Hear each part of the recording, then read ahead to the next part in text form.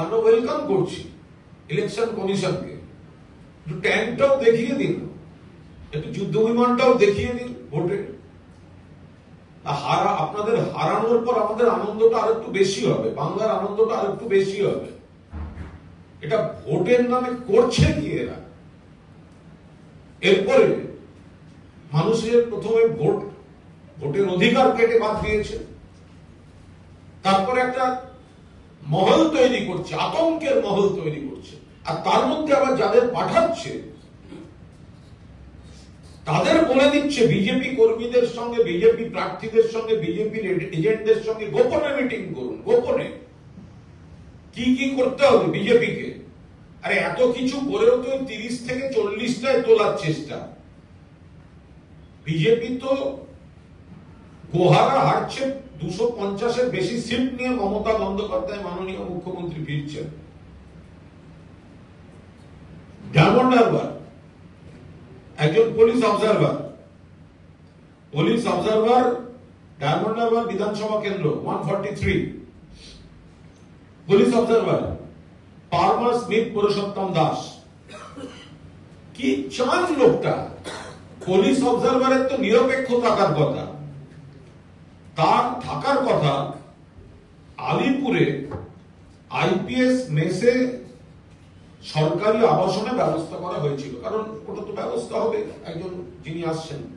তার বদলে তিনি যে সাগরিকা হোটেলে 208 নম্বর ঘরে গিয়ে উঠেছেন। Police observer diamond Harbour Sagarika hotel 208 নম্বর ঘর। ওই হোটেলে থাকার সময় দেখা যাচ্ছে তিনি 142 মগরাহাট পশ্চিম বিধানসভা কেন্দ্রে বিজেপি প্রার্থী গৌর ঘোষের সঙ্গে ব্যক্তিগত বৈঠক করছেন। আবার সেখানে দেখা যাচ্ছে বিজেপির প্রার্থী, বিজেপির এজেন্ট, তারা পুলিশ অবজারভারের সঙ্গে মিটিং করতে আসছে।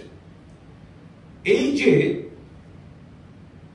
গৌর ঘোষের সঙ্গে তিনি মিটিং করলেন, এই বৈঠকটা কোন অফিসিয়াল ডকুমেন্ট রাখলেন না, কিন্তু সেটা জানা গেল। একই জিনিস উনি করেছেন 143 ডায়মন্ড হারবার বিধানসভা কেন্দ্রের বিজেপি প্রার্থী দীপক কুমার হালদারের সঙ্গে মিটিং করলেন।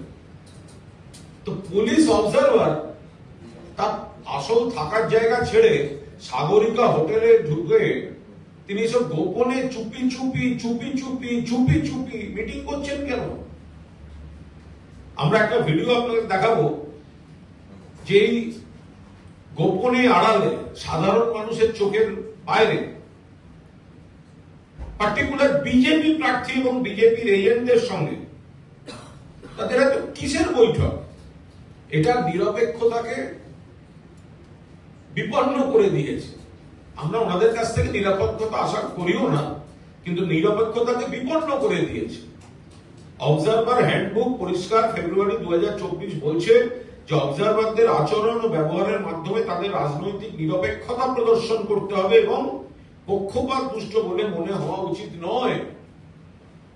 কিন্তু ডায়মন্ড হারবারের পুলিশ অবজারভার যদি তার নির্দিষ্ট আবাসন ছেড়ে সাগরিকা হোটেলে 208 এবং তার পেছন বিজেপির প্রার্থী, এজেন্ট, নেতারা ঢোকে, তো তাহলে তো কোয়েশ্চেন উঠবেই।